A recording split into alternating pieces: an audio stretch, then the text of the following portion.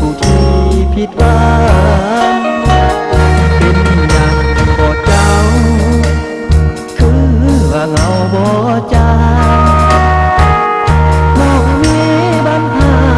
เรื่องใดนะอ้ายก็สู้นะอาสาเป็นหมอตัวเปละโอให้มีพลังมีอ้ายอยู่เคียงข้างนั่นจงลืมเขา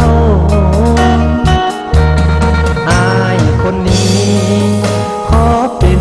ญาติของน้องมุสายามองสมปองนอกยาได้เงาจงยิ้มเถิดน้องแต่นี้ไปมีอายเคียงเจ้าน้องจงเลิกผิดกับเขามีอายคอยเว้าคอยจาแต่นี้ไป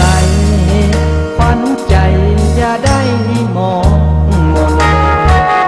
มีอายทั้งคน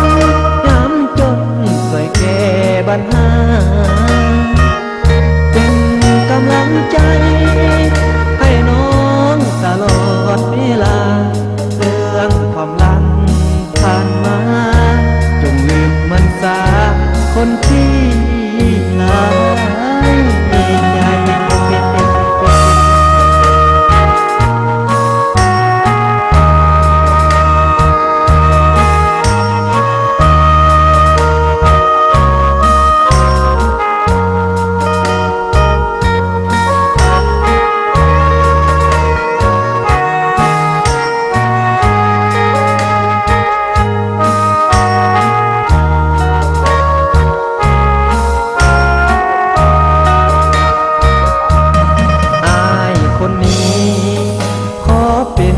ญาติของน้องมุสายามองสมปองนอกยาได้เงาจงยิ้มเถิดน้องแต่นี้ไปมีอายเคียงเจ้าน้องจนเลิกผิดกับเขามีอายคอยเว้าคอยจาแต่นี้ไปขวัญใจอย่าได้มองมน